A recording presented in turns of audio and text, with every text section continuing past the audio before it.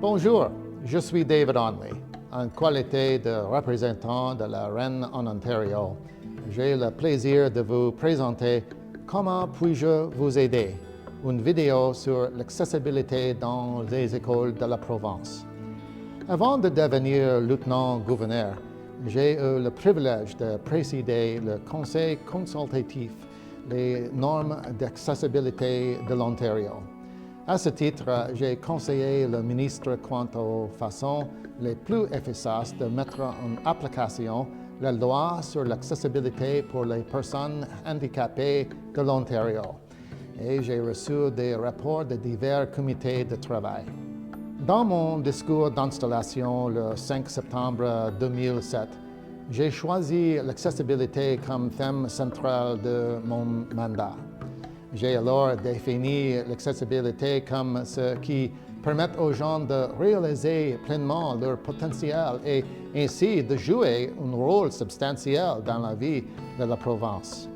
Toutefois, pour parvenir à une véritable inclusion, il faut modifier les attitudes et l'égard des personnes qui ont un handicap, attitudes souvent fondées sur des mythes et des fausses perceptions. Lorsque vous rencontrez pour la première fois une personne qui a un handicap, qui voyez-vous? Le handicap ou les capacités? Nous aimerions tout répondre, les capacités, mais nous savons tous que ce n'est pas vrai. Nous voyons d'abord le handicap. Et il n'y a rien de mal à cela, à condition que nous ne laissons par cette première impression devenir un jugement de valeur sur la capacité inhéritante à la personne. En tant qu'éducateurs et éducatrices, vous jouez un rôle crucial, car vous influencez et façonnez la vie des jeunes. Très souvent, vous êtes peut-être le seul modèle à l'extérieur de la famille immédiate, ce qui donne encore plus d'importance à votre façon d'aborder l'accessibilité. Je vous remercie de prendre part à cette séance de formation. Comme vous pourrez le constater, l'accessibilité permet à tous et à toutes de se réaliser pleinement. Merci.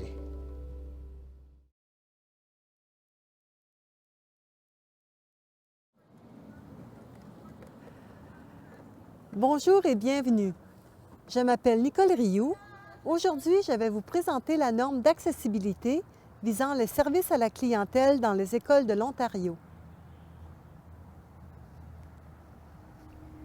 La formation que nous allons entreprendre répond à l'une des exigences prévues en vertu de la loi de 2005 sur l'accessibilité pour les personnes handicapées de l'Ontario.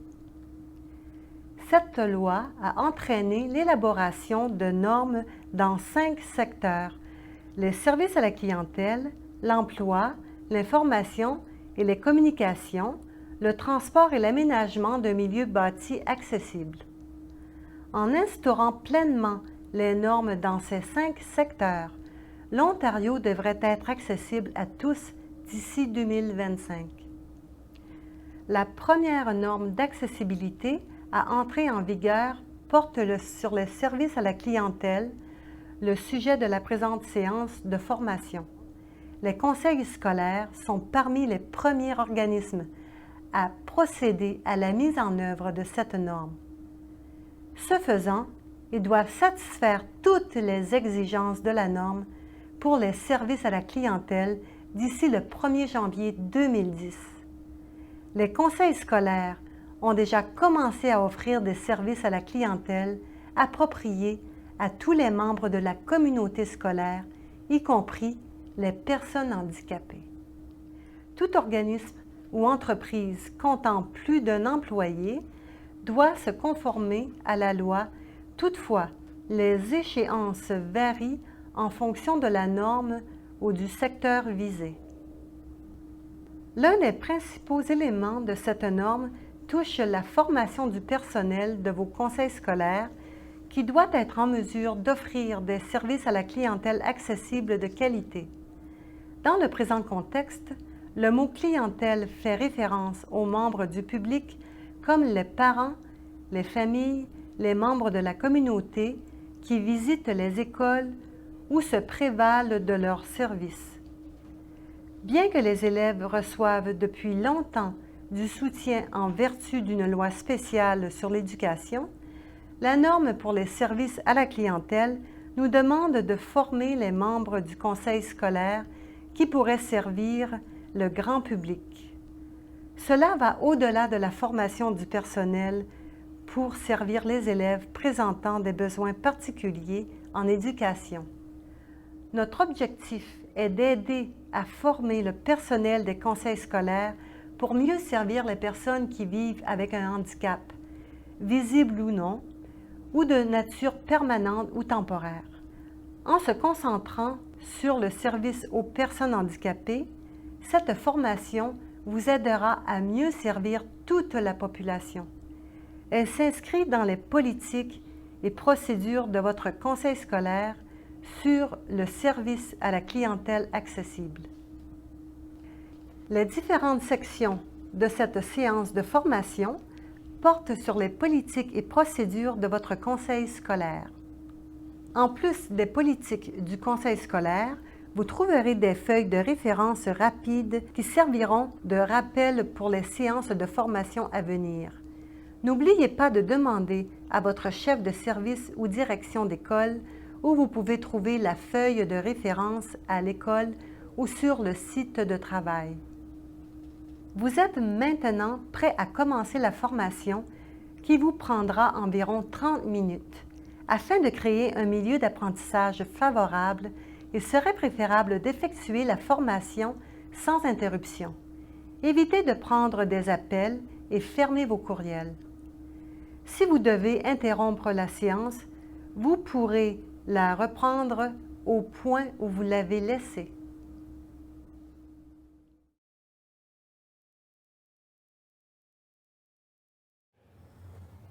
La loi de 2005 sur l'accessibilité pour les personnes handicapées de l'Ontario et les normes connexes ont été prévues pour rendre l'Ontario accessible à tous en faisant tomber les barrières auxquelles les personnes handicapées font face. Au total, 38 personnes des gens vivront avec un handicap permanent ou temporaire au cours de leur vie. À l'heure actuelle, 53% des Canadiens ont un handicap ou ont quelqu'un dans leur entourage immédiat qui vit avec un handicap. Ces statistiques indiquent clairement que servir les personnes handicapées est un enjeu important pour l'ensemble de notre société. Prenez quelques minutes et, au besoin, arrêtez la vidéo pour imaginer ce à quoi l'Ontario accessible à tous en 2025 pourrait ressembler. Dans votre rôle au sein du conseil scolaire, que pouvez-vous faire pour que cette vision devienne réalité?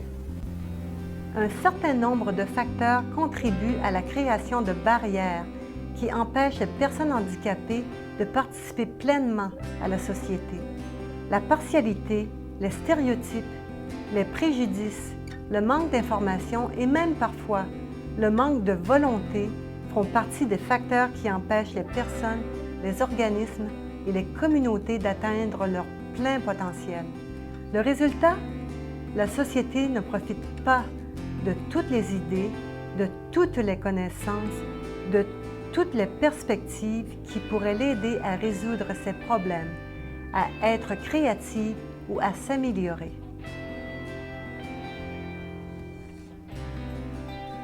Prenez un instant pour évaluer si un de ces facteurs influe sur le service que vous pouvez offrir à la population en général. Pensez à un geste que vous pourriez poser dès maintenant pour faire tomber une barrière.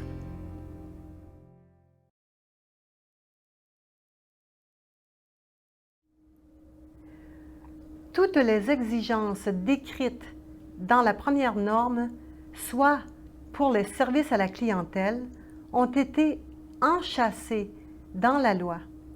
Les conseils scolaires doivent se conformer à la norme pour les services à la clientèle d'ici janvier 2010 et continuer de répondre à ces exigences de façon permanente. Examinons maintenant cette norme pour en apprendre davantage sur le rôle que nous pouvons jouer pour rendre l'Ontario plus accessible. Les conseils scolaires doivent avoir une politique et des procédures sur la prestation de biens et de services aux personnes handicapées. Ils doivent appuyer les principes clés d'indépendance, de dignité, d'intégration et d'égalité des chances. Les procédures doivent aborder les principaux aspects liés à la prestation de services de qualité aux personnes handicapées. Dans le cadre de ces procédures, on doit favoriser l'utilisation d'appareils d'assistance et la présence d'animaux d'assistance et d'accompagnateurs, communiquer en tenant compte du handicap de la personne, envoyer un communiqué lorsque l'accès aux locaux ou aux services est temporairement interrompu, comme les ascenseurs ou les annonces à la radio dont les personnes handicapées dépendent et finalement, communiquer clairement la pratique relative au paiement de l'admission à des activités par accompagnateur.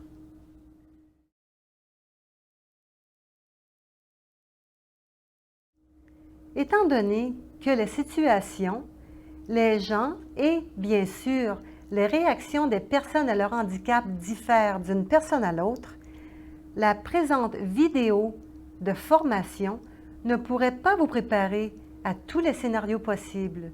Nous espérons que cette séance vous aidera à répondre aux besoins des personnes handicapées et que cette sensibilisation deviendra partie intégrante de votre façon d'offrir des services à la clientèle. Avec le temps, votre façon de servir la clientèle deviendra plus inclusive.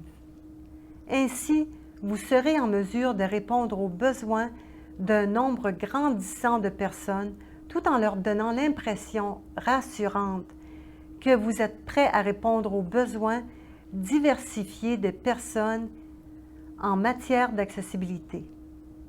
Nous utiliserons des scénarios propres à votre situation scolaire. Commençons par une situation courante où des membres de la population se rendront à votre école. N'oubliez pas que la norme pour les services à la clientèle traite des interactions avec les membres du public. Le conseil scolaire a déjà des responsabilités précises face au personnel et aux élèves, qui sont régis en vertu d'autres dispositions légales. Bonjour, ça me fait plaisir de vous voir. Dans le présent scénario, un concert a lieu à l'école. Il est impossible de savoir qui sera présent ou de quoi vous pourriez avoir besoin.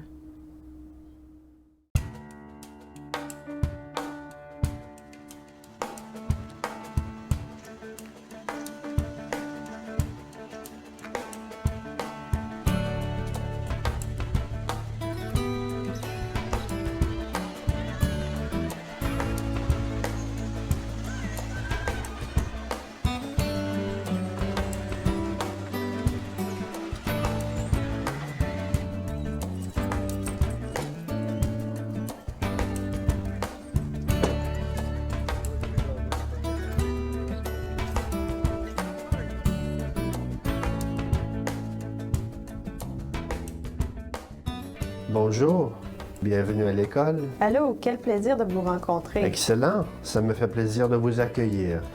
Bonjour, bienvenue au concert. Merci. Bonjour, bienvenue au concert. Puis-je vous aider? Oui, nous sommes tellement contents d'assister au concert. J'ai lu sur votre site web que le concert est gratuit. Merci de nous l'avoir fait savoir. Nous avons seulement besoin d'aide pour trouver 2 sièges côte à côte et mon mari m'aidera à m'y rendre. Bien sûr, allons-y. Bonjour tout le monde et bienvenue à notre école. C'est fantastique que vous soyez venus en si grand nombre. Le personnel de l'école et les élèves sont très heureux que vous vous soyez déplacés pour venir applaudir leurs efforts aujourd'hui. Avant de commencer, j'aimerais faire quelques annonces au sujet des locaux. Pour commencer, les toilettes se trouvent juste à l'extérieur du gymnase, au fond à droite. Une toilette d'accès facile est située un peu plus loin dans le corridor, près du bureau de la direction. En cas d'alerte d'incendie, restez calme et sortez de l'édifice de façon ordonnée en marchant vers les sorties la plus près de vous, à l'avant et à l'arrière de la salle. Si vous avez besoin d'aide, veuillez lire la note dans le programme qui vous indique la marche à suivre pour obtenir de l'aide. Et n'oubliez pas que nous nous occuperons des élèves. Et maintenant, place au spectacle. L'activité est la même. Seule l'approche est un peu différente. Le concert se déroule comme d'habitude, mais l'approche tient compte des besoins d'accommodement de certains membres de l'auditoire et leur permet de profiter pleinement du spectacle. Observez comment le directeur s'est rappelé des principes clés, soit l'indépendance, la dignité, l'intégration et les chances égales. Le directeur a parlé directement à la personne handicapée et non à la personne qui l'accompagne. Les directives s'adressaient à l'ensemble de l'auditoire et la note dans le programme respectait la vie privée et assurait l'anonymat des personnes concernées. La phrase la plus importante est le titre. « Comment puis-je vous aider? » La personne handicapée connaît les accommodements les mieux appropriés à ses besoins. Ainsi, la question « Comment puis-je vous aider? » témoigne du respect et de la volonté d'aider. Utilisez une liste de vérification comme celle-ci pour vous aider à vous préparer. Stationnement désigné clairement. Entrée accessible et autres sorties possibles. Salle de toilette accessible. Panneaux. Taille du texte sur le programme et les panneaux. Système de son. Mesures à prendre pour les animaux d'assistance. Bénévoles formés. Annonce des activités dans des formats divers. Avis d'annulation. Demandez d'être informé à l'avance en cas d'accommodement complexe requis.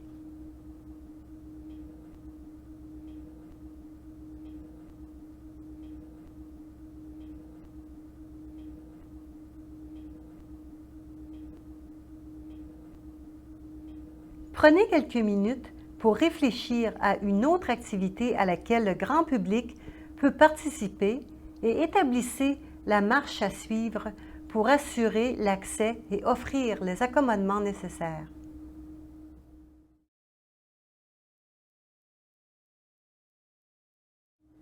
Dans le scénario précédent, la participation d'une personne handicapée peut être imprévue ou non, mais on devrait toujours planifier en vue d'assurer l'accès à toutes les personnes pour qu'un plus grand nombre des membres de l'auditoire se sentent bien accueillis.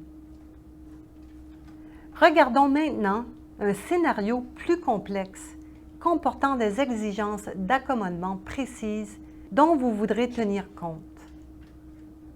Lorsqu'il y a une réunion du CIPR, on doit envoyer un avis à l'avance pour informer les parents de la réunion. Les formulaires doivent être adaptés pour inclure un énoncé comme suit. Si vous avez besoin d'aide supplémentaire pour participer pleinement à notre prochaine réunion, veuillez nous l'indiquer sur le présent formulaire. Lorsque l'avis est retourné, l'école est informée qu'une personne qui a de la difficulté à entendre assistera à la réunion et aura besoin d'aide.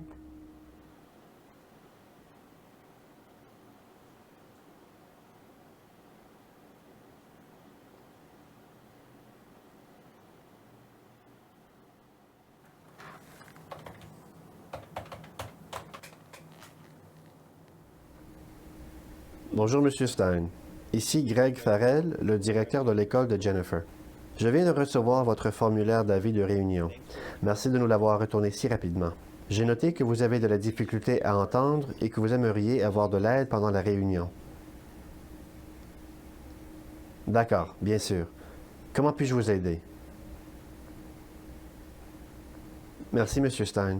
Je vais tout de suite vous envoyer un courriel. Très bien. Merci et au revoir. Bonjour Rose. Allô, Greg. J'ai reçu un courriel de M. Stein aujourd'hui et il me dit qu'il serait accompagné d'un interprète gestuel. Il a aussi suggéré qu'il y ait un très bon éclairage pour lui permettre de bien lire sur les lèvres des personnes qui auront à parler au cours de la réunion. Alors, déplaçons donc ces chaises. Excellent. Et je vais fermer le ventilateur. Ce bruit sera trop distrayant pour tout le monde. Bonne idée. Merci, Rose.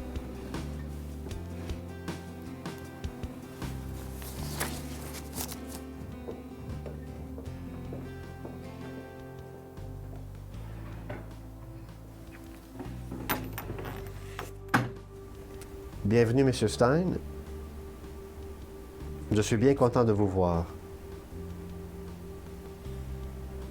Comment allez-vous? Je vais bien, merci. Je vous présente Rhonda, qui me servira d'interprète aujourd'hui. Bonjour, Rhonda. Bienvenue.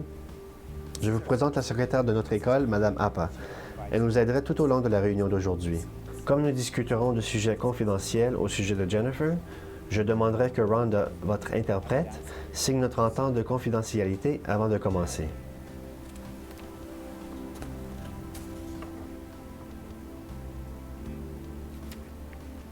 Merci.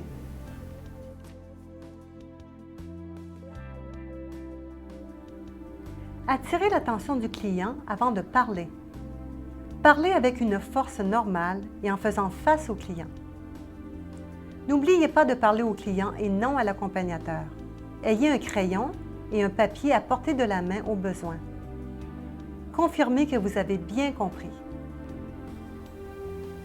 Comme nous en avons discuté aujourd'hui, nous aurons à faire le suivi sur bon nombre de nos décisions. Quelle est la meilleure façon de communiquer avec vous? La meilleure façon de me joindre est par courriel ou message texte. Excellent. J'ai accès aux deux. Merci beaucoup d'être venu aujourd'hui, M. Stein.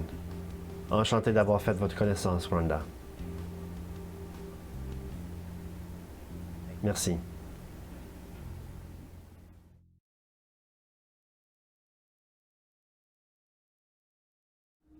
Imaginons maintenant la même réunion qui doit accommoder une personne présentant une déficience intellectuelle ou développementale. Le directeur a fait un appel semblable pour personnaliser les accommodements là où cela est possible. Dans ce cas-ci, il faudrait faire les accommodements suivants. Ne présumez pas de ce qu'une personne peut ou ne peut pas faire. Parlez simplement. Assurez-vous que le client comprenne ce que vous avez dit. Soyez direct et dites « Comprenez-vous ce que je veux vous dire? » Donnez un renseignement à la fois. Demandez si vous devez répéter l'information. Prenez votre temps. Les personnes qui ont des difficultés d'apprentissage ont besoin de plus de temps pour comprendre l'information. Donnez l'information d'une façon qui est appropriée pour le client. Revoyez les notes supplémentaires. Si vous fournissez du matériel documentaire, expliquez ce que c'est.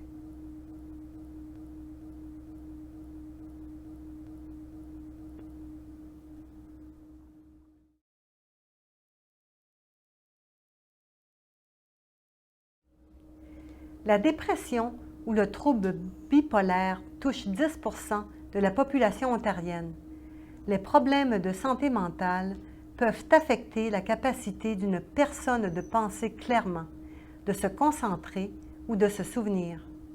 La principale barrière pour les personnes ayant une déficience mentale est le stigmate associé au problème et le manque de compréhension.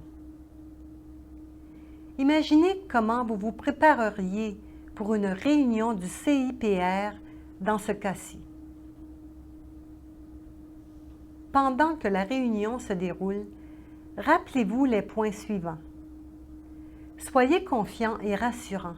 Écoutez attentivement. Assurez-vous d'être bien compris. Si la personne semble en crise, demandez-lui comment vous pouvez l'aider.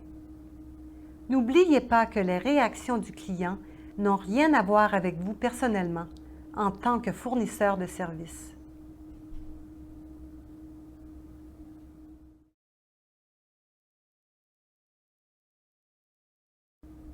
Cette fois-ci, une personne ayant un handicap physique est invitée à l'école pour faire une présentation lors de la journée d'orientation. Écoutons la conversation entre le directeur et cette personne alors qu'il planifie les accommodements nécessaires pour son arrivée à l'école.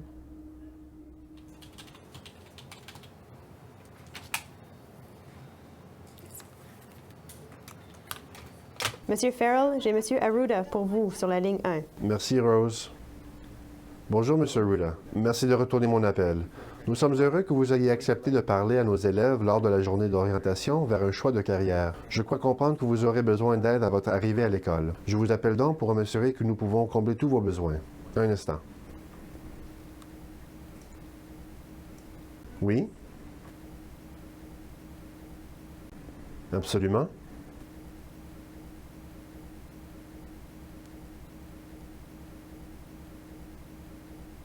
Bien sûr. Merci infiniment. J'ai bien hâte de vous rencontrer. Au revoir.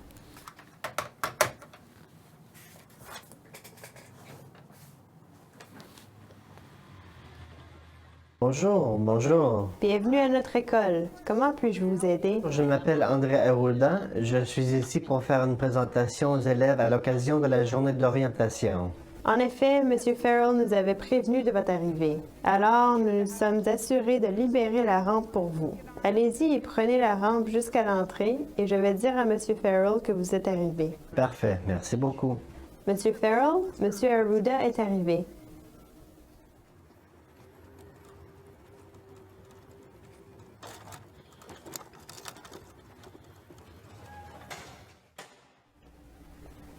Bonjour, Monsieur Arruda. Bienvenue à notre école. Bonjour, Monsieur Farrell. Ça me fait plaisir de vous rencontrer. Je vous remercie de venir partager votre expertise avec nos élèves aujourd'hui. La salle de classe où vous ferez la présentation est au 3e étage. Je vais vous présenter Larry. Elle est une des ambassadrices de l'école. Elle prendra l'ascenseur avec vous, puis elle vous dirigera vers la bonne classe et verra à ce que vous avez tout ce dont vous avez besoin. Excellent. Bonjour, Hillary. Ça me fait plaisir de te rencontrer. C'est donc toi qui es responsable à partir d'ici. Je vais vous montrer où se trouve l'ascenseur. Très bien.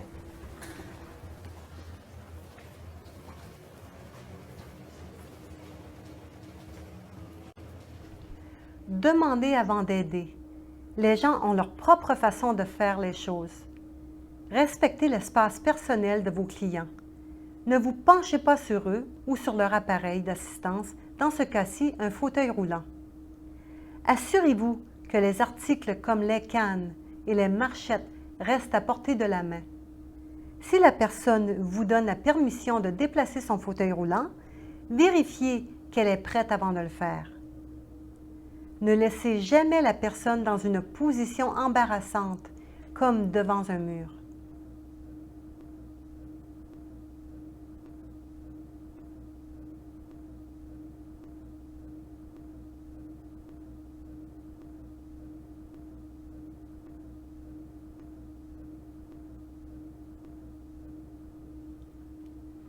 Voyez-vous comment cette façon de faire facilite les choses pour vos clients?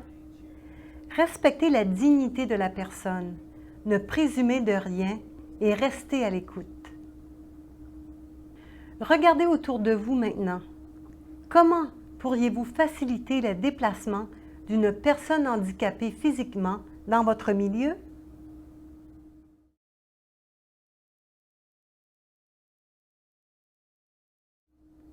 Certains clients peuvent avoir de la difficulté à communiquer en raison d'un handicap, la paralysie cérébrale, un trouble de la parole, une perte de l'ouïe ou une autre affection peut rendre difficile la prononciation des mots ou entraîner un trouble de l'élocution ou le bégaiement. Une personne ayant ce type de handicap peut utiliser un tableau de communication ou d'autres appareils d'assistance. Voici quelques conseils pour vous aider dans un tel scénario. Si une personne a un handicap, ne présumez pas qu'elle en a un autre. Donnez à la personne le temps nécessaire pour dire ce qu'elle veut dire. Si possible, posez des questions auxquelles on peut répondre par un simple oui ou non. N'interrompez pas la personne et ne finissez pas ses phrases. Donnez-lui le temps de finir.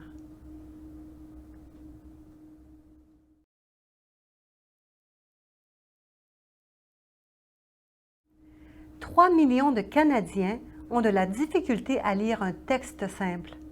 Une perte de la vision peut limiter la capacité d'une personne de lire des indications, de trouver des points de repère ou de voir des dangers. Certaines personnes ayant subi une perte de la vision utilisent un chien guide ou une canne blanche, mais d'autres ne le font pas. Certaines personnes ont besoin de matériel avec de gros caractères ou d'une loupe. Avec ces faits en mémoire et sachant que les personnes sont atteintes de perte de la vision à divers degrés, revoyons certains conseils pratiques à suivre pour faciliter la vie d'une personne qui ne voit pas bien. Ne présumez pas que la personne ne peut pas vous voir. 9 personnes sur 10 qui visitent l'INCA possèdent une certaine vision. Présentez-vous lorsque vous approchez et parlez directement à la personne. Offrez votre bras pour guider la personne. Si elle accepte, marchez lentement. Décrivez les points d'intérêt ou les autres détails de l'environnement pour orienter la personne ayant des troubles de la vision. Faites-le pendant que vous approchez du point d'intérêt. Si vous donnez des directives ou des renseignements, soyez précis et descriptifs. Guidez la personne vers une chaise ou vers un meilleur endroit plutôt que de la laisser au milieu de la pièce.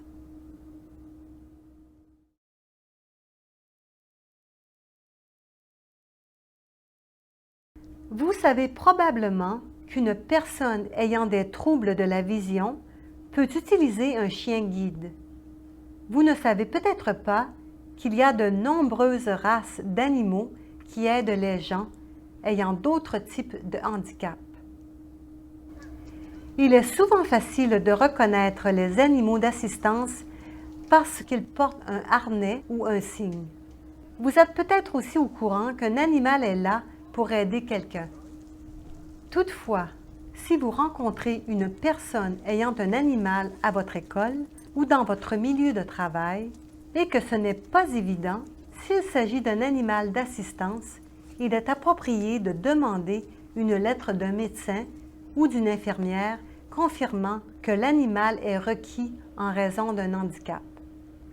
Une fois identifiés, les animaux d'assistance ont le droit d'aller partout où le grand public a accès, à moins que cela ne soit interdit par des règlements sur la santé.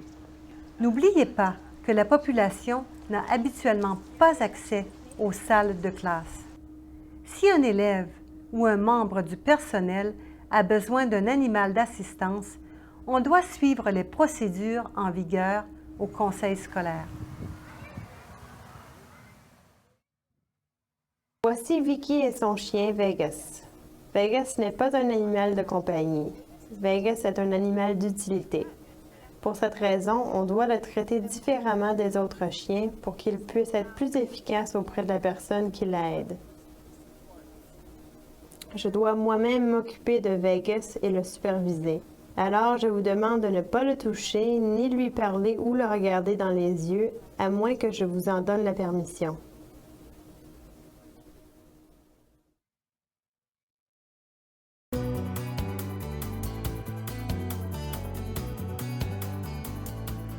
Certaines personnes handicapées que vous rencontrez sont accompagnées par une personne de soutien. Nous en avons vu une dans nos scénarios. L'accompagnateur peut être n'importe qui, mais il faut préciser qu'il ne s'agit pas d'un employé de l'école, mais plutôt d'une personne chargée d'aider une personne handicapée. L'accompagnateur peut aider une personne handicapée de nombreuses façons, allant des communications à l'aide à la mobilité ou des soins personnels aux besoins médicaux. Rappelez-vous les conseils de notre scénario. Parlez directement à la personne et non à l'accompagnateur. Lorsque des renseignements confidentiels sont échangés, par exemple avec un parent, il convient de faire signer une entente de confidentialité à l'accompagnateur dans laquelle le parent accorde sa permission. Selon le règlement, les personnes de soutien doivent avoir la permission d'accompagner la personne handicapée dans les parties d'un édifice auquel le grand public a accès.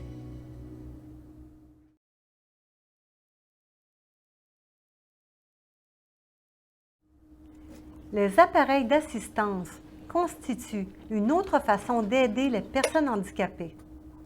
Il s'agit dans la plupart des cas d'appareils d'assistance personnelle comme un fauteuil roulant, une canne blanche, un réservoir à oxygène ou un ordinateur portable. Ces appareils appartiennent à la personne qui les utilise. Traitez ces appareils comme un prolongement de l'espace personnel de la personne. Si vous percevez l'appareil dans ce contexte, cela vous aidera à réagir de la bonne façon. Ainsi, par respect pour la personne, vous éviteriez de vous pencher sur elle. La même considération doit s'appliquer à tout appareil d'assistance. Certains appareils d'assistance ne sont peut-être pas visibles, comme les appareils auditifs. Une fois que vous remarquez l'appareil, demandez à la personne quelle est la meilleure façon de faciliter son utilisation. N'oubliez pas de demander « Comment puis-je vous aider? » Si votre milieu de travail dispose d'appareils d'assistance comme un amplificateur, le TTY ou un téléimprimeur, il est important de recevoir la formation nécessaire pour les utiliser et de connaître la réglementation concernant ce type de formation.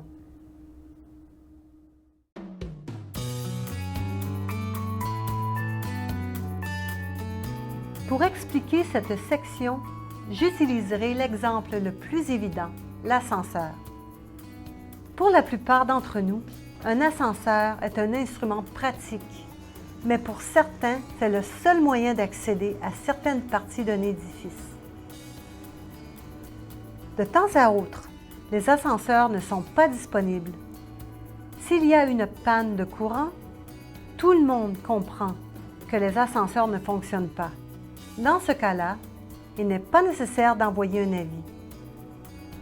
Toutefois, si l'ascenseur ne peut être utilisé en raison de réparation, les gens ne seraient pas au courant de cette interruption de service. Selon la loi, il faut fournir un avis que le système, en l'occurrence l'ascenseur, ne fonctionne pas, de donner une estimation du délai avant le retour du service. Pour que l'avis soit accessible, vous pouvez faire plusieurs choses comme l'imprimer, l'envoyer par courriel, le mettre sur le message audio du répondeur téléphonique ou l'afficher sur le site Web. Un plan pour composer avec une interruption doit inclure les points suivants. Possibilité d'émettre un avis interne et externe, qui est responsable et qui a besoin d'être impliqué, attente du personnel qui est mis au courant de l'interruption, utilisation de multiples formes de communication, utilisation d'un langage clair, avis de retour du service. Regardez ce scénario qui donne un bon exemple.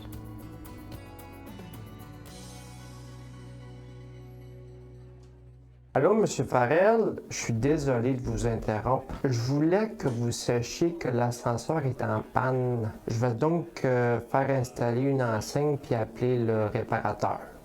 Merci beaucoup, Frank. Pouvez-vous faire placer une autre enseigne à l'entrée du stationnement en avant de l'école? D'accord. Merci beaucoup. Je vais afficher un avis sur notre site Web aussitôt que j'aurai terminé ici. Oh, je viens de me rappeler que les élèves du cycle moyen tiennent une vente de livres en haut dans la bibliothèque. Nous aurons des parents et d'autres personnes de la communauté pour l'occasion. Je ne pense pas que l'ascenseur soit réparé à temps. Merci d'y avoir pensé, Rose. Je veux demander au personnel enseignant de déplacer la vente de livres vers la scène de l'auditorium où il y a un autre ascenseur.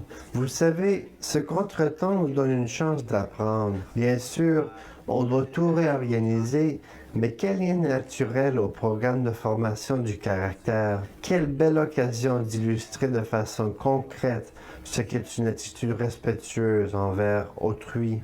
Merci, Rose.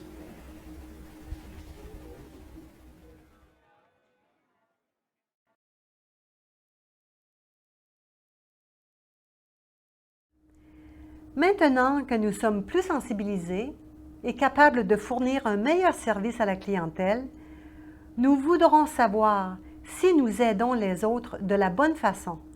Comment le saurons-nous? Conformément à la norme pour les services à la clientèle, les fournisseurs de services doivent recueillir des commentaires sur la façon dont ils fournissent des services aux personnes handicapées. Le processus de retour d'information doit laisser les personnes libres d'utiliser la méthode de leur choix pour faire connaître leur opinion. Elles peuvent le faire en personne, ou par téléphone, ou par écrit. Votre conseil scolaire aura un processus en place pour recevoir des commentaires et des réactions. Nous pourrons ainsi améliorer notre service à la clientèle au fil du temps.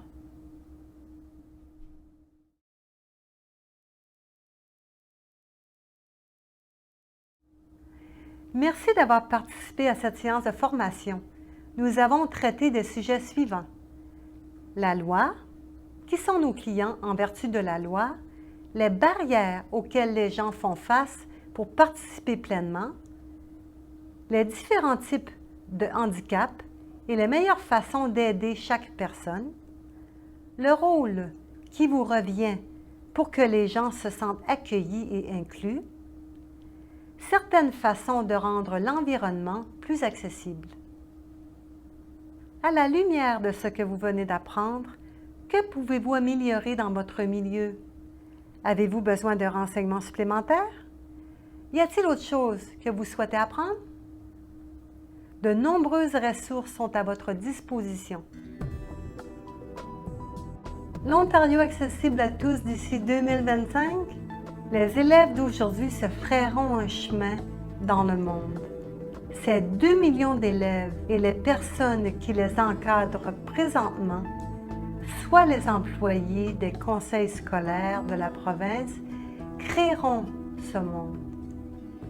Pensez aux conséquences favorables que les efforts que nous déployons aujourd'hui auront sur l'attitude des élèves, de leurs amis et de leurs familles envers les personnes handicapées. Pensez à l'impact de cette nouvelle attitude sur la dignité humaine, la compréhension et la pleine participation dans les écoles, les communautés, la province et le pays. Les enfants créeront l'avenir. Aidons-les en leur donnant le bon exemple.